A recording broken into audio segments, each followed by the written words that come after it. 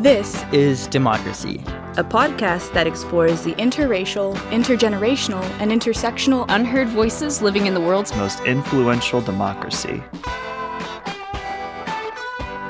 Welcome to our new episode of This is Democracy. Today we're going to discuss the evolution and role of intelligence agencies, especially foreign intelligence agencies like the Central Intelligence Agency, in American democracy, especially in the 20th century. How have these agencies evolved? What vital role have they played for our society? And how can we think about the relationship and sometimes the tensions between having secret intelligence agencies and being an open democracy?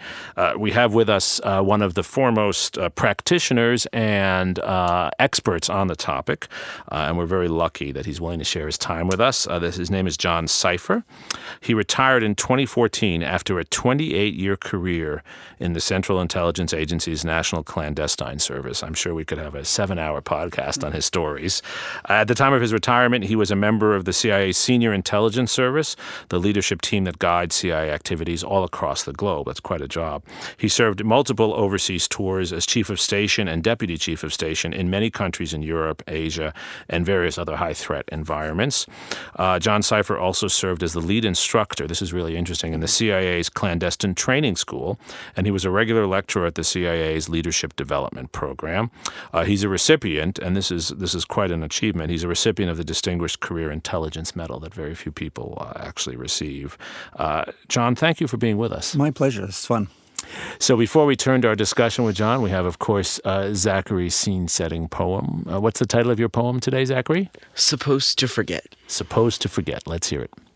My mind is frozen with the picture of some le Carré spy novel hero climbing over the Berlin Wall. It takes me, still stuck in time, around him like a 360-degree focus. And in his face is arrogance, is violence, is stubbornness. And zooming out, we can all see the absurdity of it, the blank concrete, the guard towers, the long lines of barbed wire, like chopping a city in half for no reason. And it seems to me sometimes that we are obsessed with secrecy, with spy novel CIA operatives behind the Iron Curtain, because we just don't want to see the broken pieces that sit in our hands. The botched assassinations, the rampant racism of the secret filing cabinets, Martin Luther King Jr.'s affairs. And when did we forget all the failed missions, all the Bay of Pigs, anti-Sandinista assassinations of Nagot and Diem? When did we choose to ignore the servers with all of our emails, with all of our midnight pizza delivery receipts? When did we forget privacy in favor of rogue individualism? And I know that's not fair. I know that there are those who sit behind computer monitors and have nothing to do with it. Analysts who try and get to the bottom of Belgian politics. I know I should be grateful for the OSS who saved all our butts in World War II. I know I should feel that communism was always the greater evil, that no one should care if drones randomly assassinate terrorists in the middle of desert 7,000 miles away. I know I'm supposed to lose perspective, to find the naive moral blindness refreshing. I know I am supposed to forget the violence, supposed to embrace the men in black. I know I am supposed to find it all so charming. But sometimes I think we all can't help but wonder, can't help but doubt, that it is in our interests to send violence and secrecy through the alleyways of the world like a disease. What is your poem about, Zachary? My poem is really about the contradictions between having an agency like many of the intelligence agencies in the United States government, and how that contradicts with democracy and in many ways our democratic interests overseas, but how at the same time they're still important institutions. Right, sometimes necessary, right? Yeah. So, John, this is a good place to turn to you. How did you get involved in this field of work? Well, I guess like everybody gets involved sort of a variety of things. So I grew up in upstate New York. My father was a history professor. My mother's a librarian. I was always interested in history. I had never traveled overseas until my junior year in college. I went to London for a year and really enjoyed the notion of being overseas. So I wanted to do something that had impact, that had a political impact, that mattered to our country and these type of things. I ended up going to get my graduate degree at Columbia University in New York and applied to a number of places in the government. Back then, they used to have a thing called the Presidential Management Intern, where you could work in different places. Right. And I worked for a summer at the State Department's Intelligence and Research Bureau and sort of started to learn a little bit about the community. The CIA is a much bigger organization that intook younger people, whereas the INR at State Department tended to be, career professionals who were sort of older. Foreign service officers usually. Right. It wasn't an intelligence collection agency. It was an analytical. arm. And so I applied to the agency among other places and got in. And I got in to be in the analytic cadre. So as you know, CIA has sort of several big tribes, but two main tribes. One is the collection side of the house. This is the overseas, the espionage side that people live overseas and collect intelligence, human intelligence.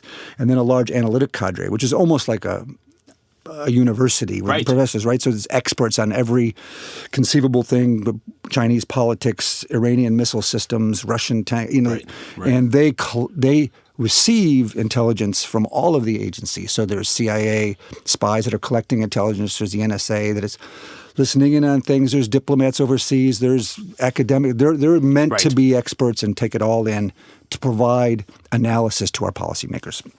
So I came in initially to be on the analytics side, and in many ways, because I didn't know much, and even in the process of applying, they wouldn't tell me as much as I really wanted to about the clandestine side. Right.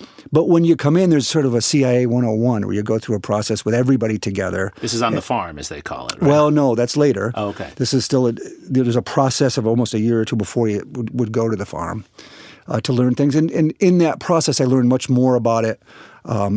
The people that I was sort of befriending and were the people who were in the clandestine side of the house. And I didn't think that I wanted a career where I was traveling overseas as much. But as I learned more, I actually was able to switch over. And part of the process when you come into the intelligence agencies, there's a long security process, but also like psychological testing. And so they sort of have a feel for which place they think you'd be better. So I was able to switch over to the clandestine service pretty early, so I never actually worked in the analytical side of the house.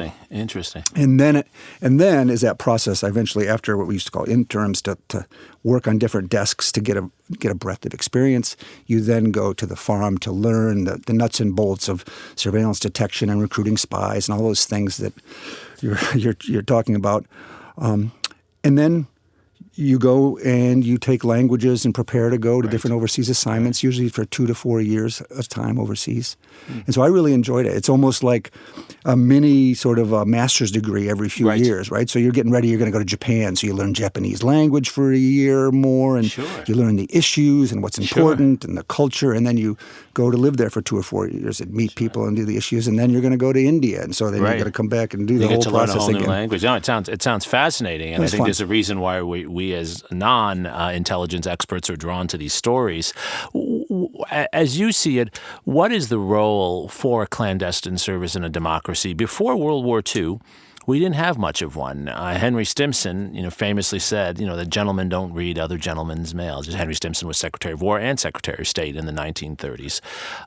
So what is the role, as you see it, for a clandestine service in a democracy? Well, interestingly, everybody was reading our mail at the time. Of course. We just weren't reading other people's mail. And then shortly thereafter, in wartime, we determined that it was necessary to read the Japanese and Nazi mail in the process. It's an interesting, you talk about the balance there, and there's a couple different pieces of this. There's the one piece where because the work is often secret, it then can be imbued with either negative or positive things. So when people talk about CIA, they're often too positive, thinking it's this wonderful thing and we're doing all these crazy things that we're not doing, or too negative that we're these vicious people. You talk about blood and murder and stuff.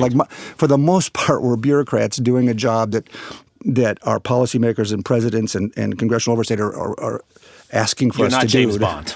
No, definitely not James Bond. We like to think we're James Bond sometimes, but it doesn't work out that way. And so, it's really hard in a democracy, right? Because there's that constant balance between security and order and then freedom on the other side. And so this balance is constantly being reassessed for every generation. What is the right way to go? When we feel safe, oftentimes we think the things that our clandestine service and other things are doing for us are maybe a little going too far. And when we're scared, sometimes we pull back and we want them to do more than we expect them to do. And for those of us whose job it is day to day, we need to have that understanding and where are those guidelines, where are those guardrails of what we can do and should be expected to do. Because we want to be effective. We want to collect information that policymakers need. And frankly, we have to steal it. We're what we call the collectors of last resort, right? So if academics and businessmen and diplomats and all these other ways can collect information for the United States government, you don't need people like us to steal it. But if it's something the U.S. government believes it needs for its security and nobody else can get it, they put us to try to find it and steal it. And frankly, even in that case, it's an inefficient business. Right. It may be effective when we're successful, but most people don't want to spy. Most people don't want to commit treason against their country. Sure. So it's an interesting business. When it works, it can be really beneficial to security, but it doesn't always work. And we're always going back and forth about how far should we go, because we want to use all of our authorities because we take seriously the defense of the United States and getting information to policymakers. And we don't want to go too far because it's important that the U.S. population, that the citizenship has some relationship with its intelligence agencies and support what they do. Right. As we were talking about before we started recording, right? I mean, from your point of view, when you're doing this very difficult work, it's to your benefit if the American public understands part of it, because that way they can offer you the kind of support that you need, right? I think that's right. And when things go wrong, we're sort of blasted for it. And it can be very difficult because, sometimes we're put in positions where our policymakers, our presidents, our administrations are asking for things that they haven't gauged where the population is. And so it's interesting, some of the thing you mentioned in your poem talks about some of the things in our history. You can see that we haven't always gotten that balance right. And so many of the things from the early years about when the CIA was first started in 1947, in those early years, the Eisenhower administration and others, I think they tended to overuse this new weapon, if you will. Right. And, this is where all these, overthrowing countries and stuff sort of happened. And so I find, for example, like on Twitter and stuff, people will be attacking me for things. I'm like, the things you're coming after me for were before I was born. Right. But so it is a constant balance, and it's never going to be perfect. But it's necessary that people in that business take those things seriously, take the ethical and moral dilemmas quite seriously, and try to understand, what the public and the administrations want of them. Zachary? Well, you were talking about like government overthrows and things like that. How do we fit covert military operations that often are within intelligence agencies into the idea of intelligence collecting agency? Yeah, so that's very interesting. So primarily our job is to collect intelligence, right? So we're trying to collect intelligence to fit into that analytical business that provides support to policymakers. We also, from the beginning, we're given the authority to do what we call covert action, which is essentially taking action on behalf of the U.S. government. And that's from those early days, sort of the overthrow of countries or attempts to do so. And so those are very sort of different things, right? And to get involved in what they call covert action, you need what's called a presidential finding. So the CIA doesn't just choose to do these things, or in fact, many times nowadays wants to do these things, because oftentimes, I'm sort of a little bit digress here, is when administrations have a very difficult time figuring out what is the right policy, or they have a very difficult time foreign policy challenge, they will try to use the secrecy of the CIA to take action rather than do the hard work of creating a policy and working it through and getting support from the American people and from allies and others. And that often puts the intelligence agencies in a difficult place. So in recent years, that debate back and forth when an administration wants, say, I'm just making this up, the CIA to do something in Syria to support rebels in Syria, that discussion will go back and forth, essentially saying, well, what is the policy? We can take action, but if the action is not in behalf of a very clear policy, it's very hard to grade our work. It's very hard to decide, what we're doing, how it's going. And so that those are two distinct and different things, and different intelligence services around the world have different versions of those. But we've had that covert action activity since the beginning. Yeah. And just to be clear, right, especially in recent decades, there are very, very strict legal restrictions on the covert actions you can take, and you do need, for most cases, to have authority going to the White House, right? You have to have those. For all cases, right. Yeah. So anything that you're doing in the covert realm, when you're, planting bugs in Iranian software or things like that, you're doing that with presidential approval and presidential oversight. Is that correct? That's right. And especially since 1972, and the post-Watergate period, there was concern that Congress and others that the CIA was sort of becoming rogue and was pushing. There's stories of assassination attempts against Fidel Castro in Cuba, and in Iran, overthrowing the Shah. In the Shah, putting the Shah back in, Lumumba, all these kind of issues, and many of them, which seemed to be successes at the time for various administrations, obviously had sort of follow-on effects or unintended consequences. And so by 1972, Congress really looked at this issue, and Gerald Ford put in a number of guidelines in terms of, no assassinations, stronger congressional oversight where Congress would have to be informed of all of these kind of activities. Presidentials would have to give written findings to take any of these kind of covert actions we talk about. So in our world, at least since in my almost 30 years of time, we were very focused on sort of the legalities and the ethics of what we're doing and needed support from the administrations. I mean, by no means are our intelligence services either partisan or doing things on their own. And so that's sort of one of the things I worry about with this administration is they tend to think that the FBI and the Justice Department and the intelligence agencies are, sort of personal playthings of the President of the United States. So it's good to emphasize this point. In your experience, the intelligence agencies are filled with nonpartisan individuals. Can you just elaborate on that a little bit? Well, it's really funny because so for me, I spent, again, almost 30 years, and with very close friendships. We're actually a very small cadre. There's more FBI special agents in New York City than there are CIA clandestine officers around the world. Really? Wow. And so, we tend to know each other and train together and back and forth, and are very close. And, in some of these sort of places in Moscow and Pakistan, places where you're with people in very sort of dicey situations, you get to know them very well. So I have a lot of very, very close friends. I have no idea what their political leanings are. And it wasn't until I retired and got onto either Twitter or Facebook that I realized some of my friends, oh my God, he's left wing or right wing or whatever it is. Yeah. Because it's and they were retired then too. They would not have been on Twitter when they were. No, absolutely not when you're inside. And so that's really pushed this in the beginning. It has to be a politicization of intelligence is sort of one of the worst crimes you could do, and therefore, never in my time, in any meeting, on any operation, in any country, was there a discussion of, what a political party wanted or what a specific somebody related to politics wanted. It was all, it's national security. You do support the President of the United States from whatever party they happen to be, but by no means are we trying to push any It's like being in the military in that sense, right? 100%. You're following the orders that come from your superiors, right? As long as they're legal orders.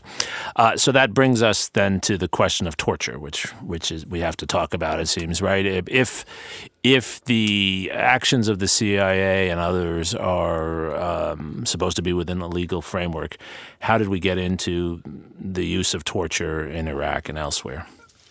Less so in Iraq. Well, it goes back to the thing we talked about, that balance before. So when Americans, feel safe, sort of like now, we can look at those things and they look quite aggressive and things we don't want. But after 9/11, with the fear that there was more to come, that there was more bombers, that terrorism was out there, and we were unprepared for it, Americans essentially felt much less safe, and there was more of a push for intelligence agencies and military to do more. And so it's interesting to me as an insider, this is sort of inside baseball, that many of the same politicians who later said, this was torture and this is unacceptable, were ones at the time, as we were trying to figure out where are the limits, what do we need to do, were pushing us to do more. I can remember senior senators and others saying, when they saw the program, like, this is it, this is all you're doing, like, you need to be doing more. Wow. I can remember the President of the United States saying things like, why are you stopping that person's suffering? You should be pushing forward more. The President of the United States saying that. Yes. So I mean, we forget, how feelings and emotions play into these things at times. And that's understandable. And that's part of that back and forth and finding where the balance is. And I think we've now determined, and I think that's perfectly sane, that some of the things that we did when we were scared and we believed that we needed to do are unacceptable. And that's good. If there's laws that make it clear where those lines are, that's better for an operative to know those kind of things. Sure. And I want to make clear, I wasn't involved in that program. I know many good people who believe that they were doing what needed to be done to protect the United States, and that the program was looked over by lawyers at Justice Department, the administration, and therefore believed that they were doing important works. And so I think probably those same people would say now, hey, you put us in a position where the American people and the politicians weren't clear about what you wanted and weren't willing to support it when the times got tough, and therefore they would have preferred clearer guidance. Right. And sorry, go ahead, Zachary. How do we prevent that, though? I mean, that's I think a very truthful and fair explanation of how this sort of situation arose. But how do we prevent these sort of emotions from leading to actions that in many ways are against our interests? Yes, I don't want to be in the defend torture thing here, and it would be a much longer discussion. Sure. But it was really an interesting thing. Is sort of what happened. There's some practical things that led us in this direction. So 9/11 happened. We were looking for Al-Qaeda. We were trying to figure out where these people were. What is the next level? There was information out there that there was more to come. And we started to find and capture some of these Al-Qaeda leaders overseas. And so let me give you an example. So if we caught a senior Al-Qaeda person in Pakistan, the Pakistanis would say, that's great. They need to we don't want them staying here. Don't leave them here. And so you can imagine someone who's involved and has done what seems to be a successful thing. We've caught this person who's trying to attack the United States and writing a message back home. Okay, we're going to send this person back home to be dealt with. And immediately it comes back.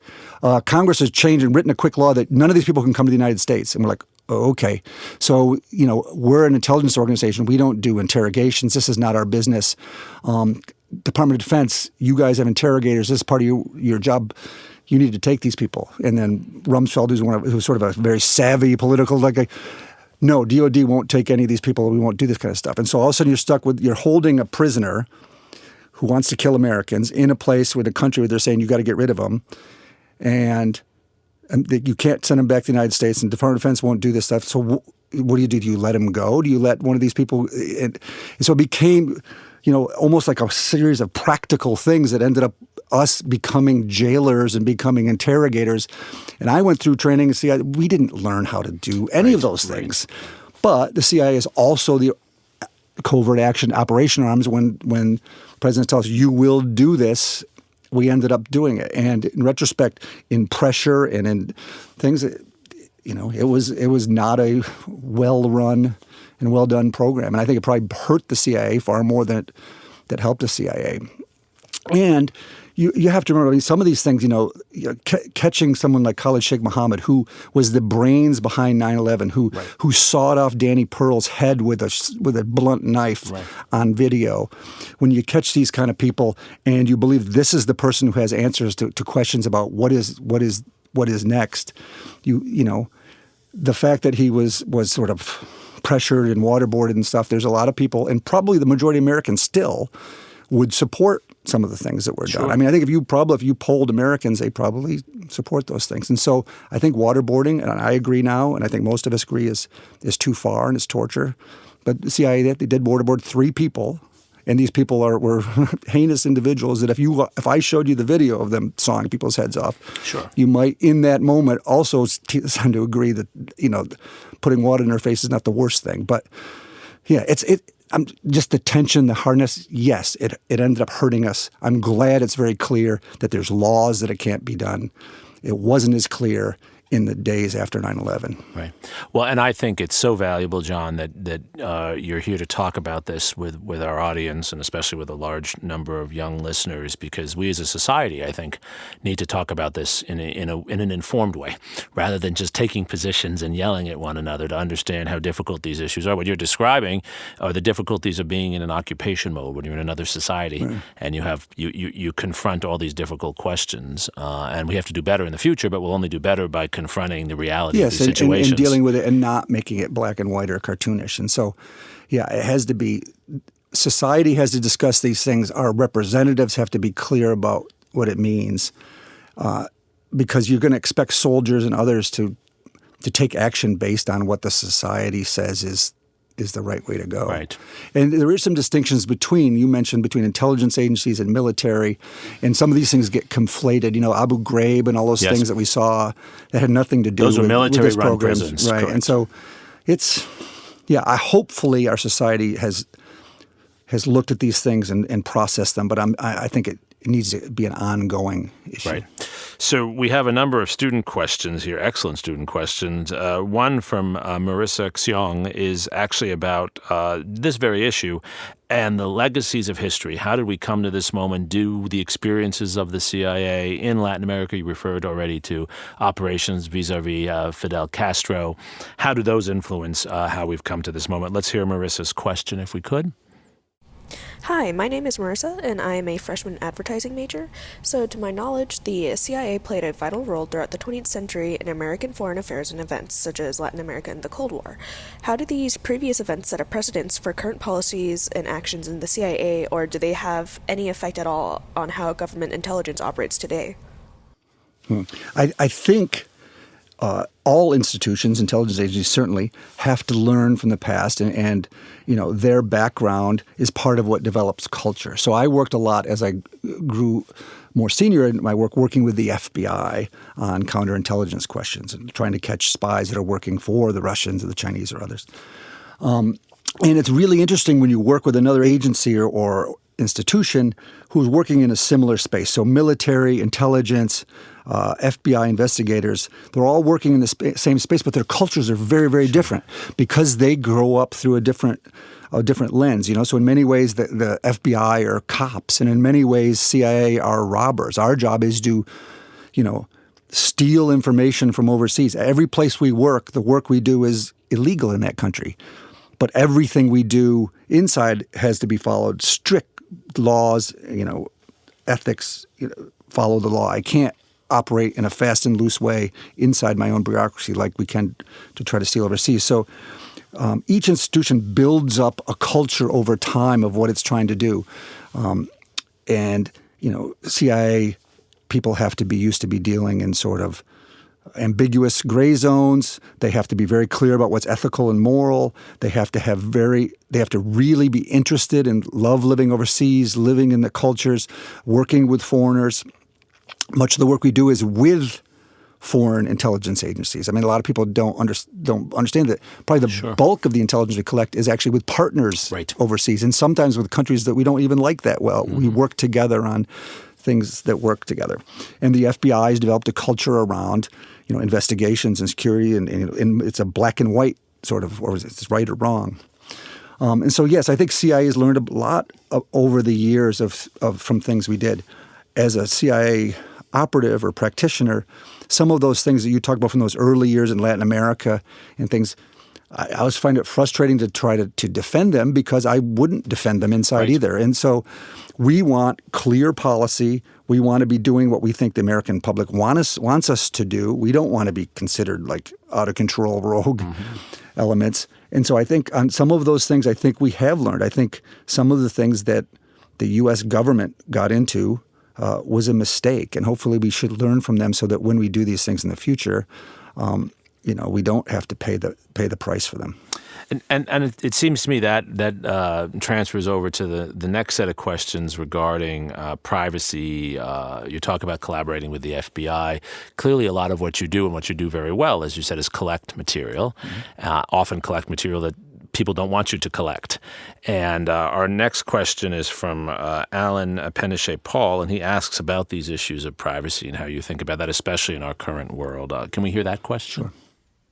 Hi, my name is Alan Pennichet-Paul, and I'm a senior computer engineering student. My question is, in a world with so much of our data being collected for various uses, how do you find the balance between privacy and security in the interest of national security?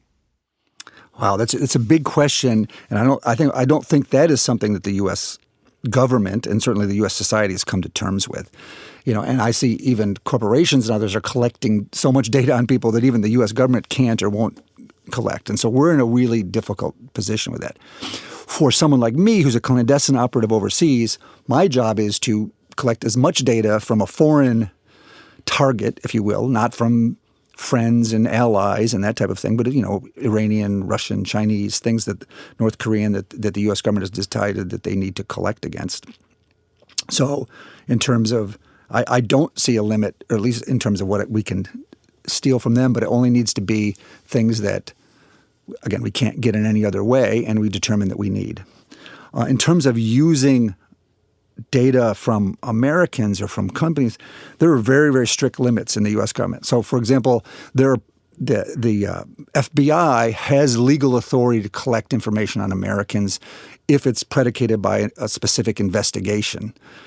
We in CIA can't collect American data by, in fact, if we're collecting on something overseas and there's information related to Americans, it has to be expunged or not allowed to look at that. So CIA is not really the institution that's going to have to grapple with U.S. data and how that's going to be used. But I do believe in a bigger context as the U.S. government, we really have to figure this out. How do you think about counterterrorism? So, for instance, if you have someone who's come to the United States who you think is a suspect, it seems it's hard in tracking someone who you should be tracking not to run up against data from Americans, right? Right. That's why agencies and institutions need to work together. So NSA and CIA, who are foreign collectors, need to be very clear about when someone might become the U.S. so that the FBI and domestic agencies can deal with that part of it. And it's really an important sort of wall that we take very seriously about, and it's not something that's sort of joked about, that we're just going to do this if we need to do it. We really don't. And probably we lose some element of security because of that. But as a country, we've decided that that's very important. We don't want these agencies, if used inappropriately, can be quite powerful and quite dangerous to democracy. Sure. So therefore, those things post-1972 in particular that make it very clear about what we can do and can't do are things that we take very seriously. That makes sense. I think the question needs to be asked also, John, in your experience, are there rogue elements in the CIA? You see these salacious stories all the time. In any large group of people, there are fools, idiots, and things, and those need to be dealt with. We sort of, and I'm overdoing this here. We say we're given incredible authorities to do really important work, and if you abuse that authority, you should be destroyed. So, if our authorities are pulled back because people are abusing them, that's going to hurt our ability to do things in the future. So those rogue actors who take action that they shouldn't take need to be dealt with harshly and severely and quickly. So are there rogue actors? Are there people who misbehave and do things wrong? Yes. Hopefully we catch them and stop them. Are there rogue elements like offices and not that I'm aware of. That makes sense. And as I've moved up through the ranks to become more senior, you deal with these problems. You get, okay, this person has done this activity, not that, this activity. And what's hard now is I was just chatting with some friends here, in fact, like Steve Slick, who's my colleague. Yeah, we were roommates together, Slick and Sipher at the farm. We're talking about some of these things that we're seeing that the administration and the president is taking action on things that, if I used a government phone to make a personal call, I could get fired. If I took a government car to stop home on the way somewhere, I could get fired. Like these really strict kind of guidelines that we see in administration doing things, with the Justice Department for personal benefit or financial benefit that would never in any means be accepted inside these bureaucracies. Sure. And so it's really an odd place for us to be.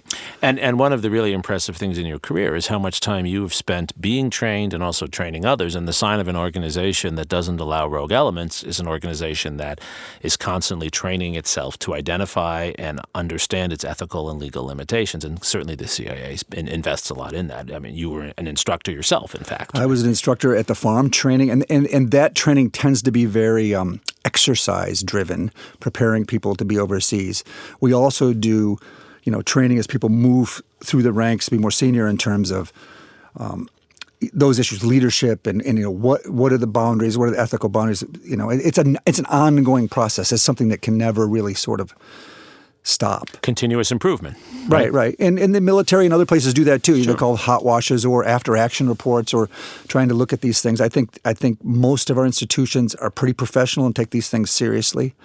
But again, that's why law enforcement exists. There's people that in any organization in the banking world that steal money, and there's people in the insurance player that, and so human nature is human nature. I think the intelligence agencies are slightly do better than many of these places because the input process, people are taking polygraphs and security backgrounds and question their friends and so hopefully these ethical issues and potential criminal issues are cut long before someone ends up inside CIA. That makes a lot of sense. So our final question, which we always like to close on, John, is really looking forward, really taking this vast reservoir of experience and knowledge you've shared with us and really thinking about where we go forward as citizens. What do you think, especially young citizens coming of age in our democracy today, what do they need to know and what do you hope they're discussing when they think about intelligence and the future of our democracy? I hope they understand that all democracies have intelligence agencies. Every country that takes democracy seriously has also decided that they need to keep themselves secure, and an intelligence organization is part of that process. I think they need to understand that it's an ongoing effort for people in those agencies to understand where the limits are and what is important and what they need to do.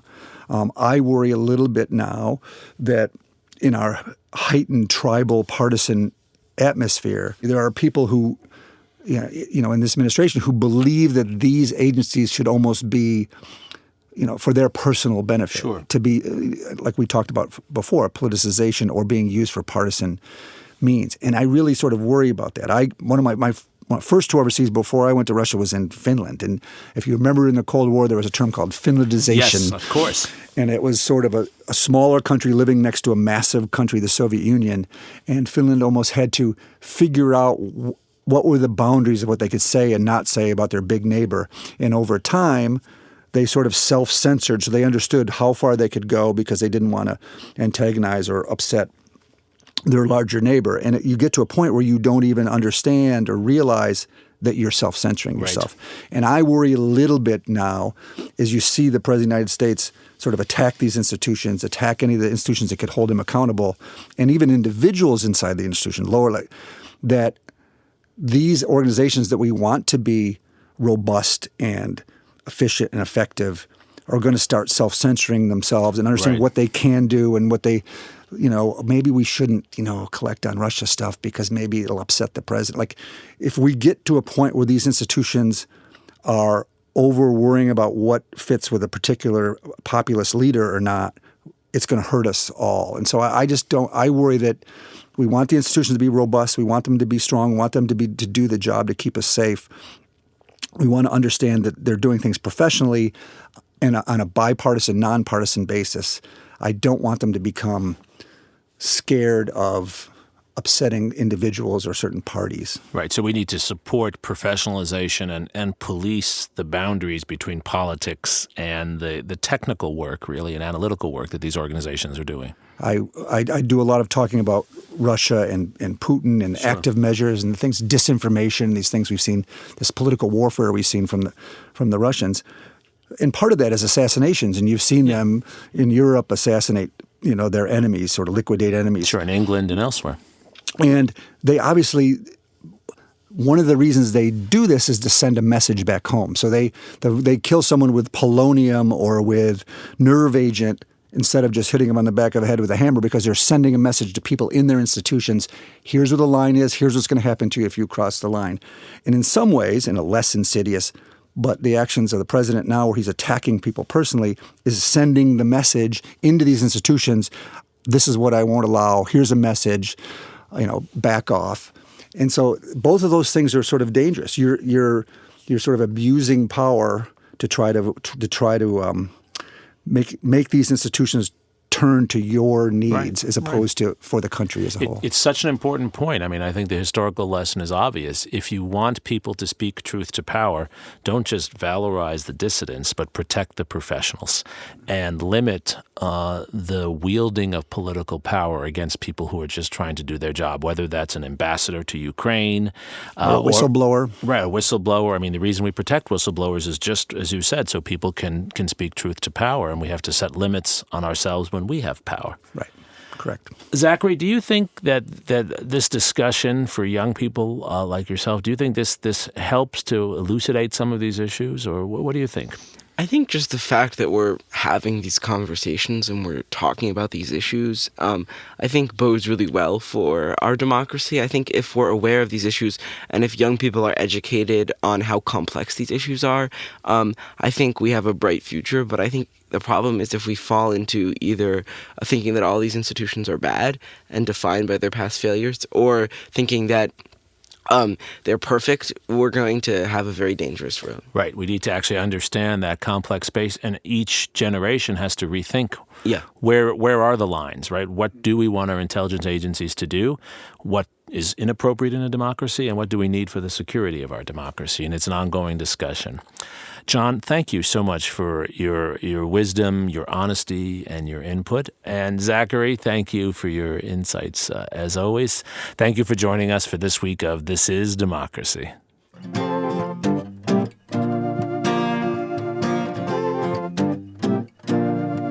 This podcast is produced by the Liberal Arts Development Studio and the College of Liberal Arts at the University of Texas at Austin.